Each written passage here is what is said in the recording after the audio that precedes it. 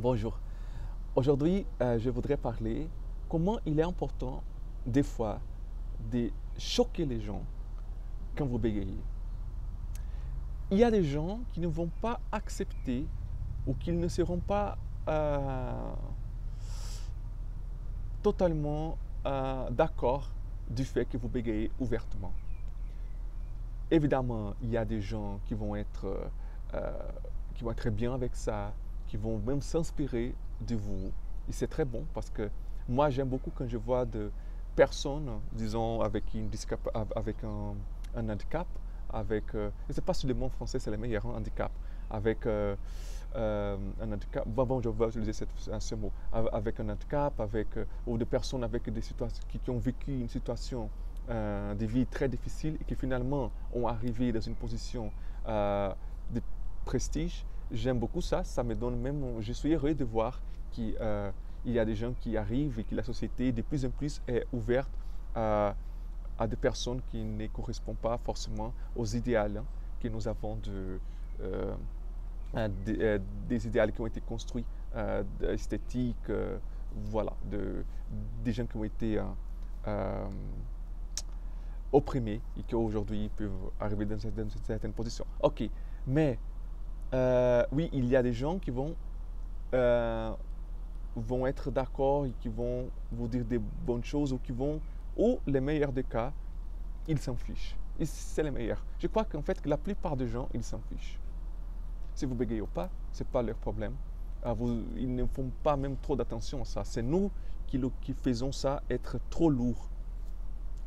Mais il y a des gens qui n'aimeront pas ça. Je me souviens, il avait une professeure quand j'étais à l'école de chimie. Elle faisait une grimace, elle faisait une mauvaise, un mauvais visage. Et ça me faisait nerveux. Et je bégayais encore plus. Il y avait des gens que, quand je parlais, cet moment où l'autre reste en silence, où, ou quand l'interlocuteur vous écoute, et ça me faisait encore. Je lisais ce visage où cette personne n'est pas de la manière dont je parle. Cette personne n'apprécie pas peut-être le contenu de, voilà, de ce que je dis maintenant. J'avais des idées qui ne correspondent pas toujours à la réalité. Et même si ils n'aimeraient pas ce que je disais, ce n'est pas mon problème. Ils doivent écouter ça. Après, on va interactionner. Mais avant, ça me faisait tellement inconfortable. Je voudrais plaire tous les temps, mais je n'ai pas la condition de plaire tout le monde tout le temps. Il y a des gens qui sont stupides, il faut bien le savoir. Il y a des gens qui ont une conception du monde qui est différente de la mienne, différente de la mienne, pour les bons et pour les mauvais. Et les gens doivent apprendre à écouter aussi les autres. Alors, aussi, une personne peut discriminer l'autre à cause de la façon dont la personne parle. Non, c'est du capacitisme. Oh, parce que cette personne est aveugle, elle elle ne peut pas subir de discrimination. C'est pas ça. C'est pas une civilisation, une société civilisée.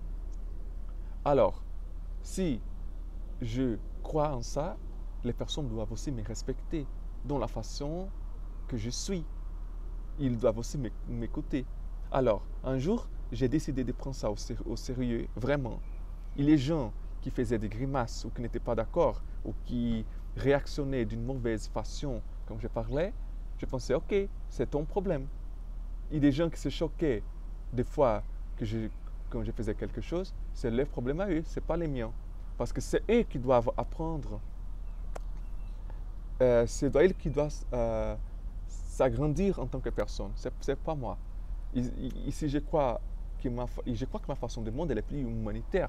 Alors, c'est eux qui perdent quelque chose. C'est eux qui peuvent perdre quelque chose d'appréciation de la diversité humaine. Parce qu'une personne qui pense comme ça, elle ne pense pas seulement dans ces thèmes, elle pense aussi dans d'autres thèmes de la vie. Alors, finalement, personne a le droit de te faire sentir inférieur ou quel que ce soit. Alors quand j'ai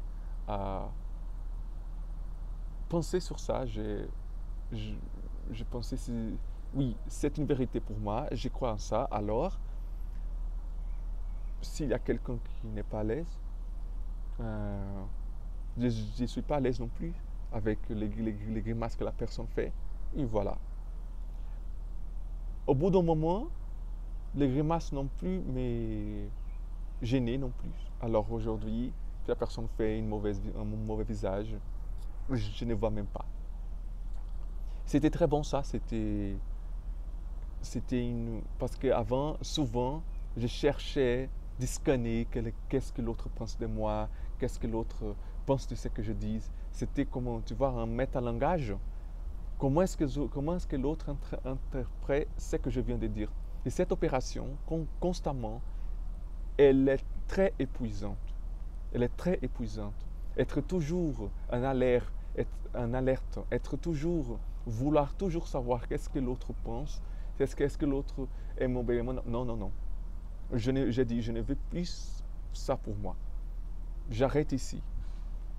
Parce que la pire chose de l'ébégaiement n'est pas à bégayer. C'était ce que je faisais de l'ébégaiement. C'était cet enfer euh, psychologique, d'anxiété et tout ça. Je disais non, je refuse d'avoir ça. Je refuse d'être toujours syntonisé. Qu'est-ce que les autres vont penser? Non, non, non. Je bègue, je bégaye, et voilà.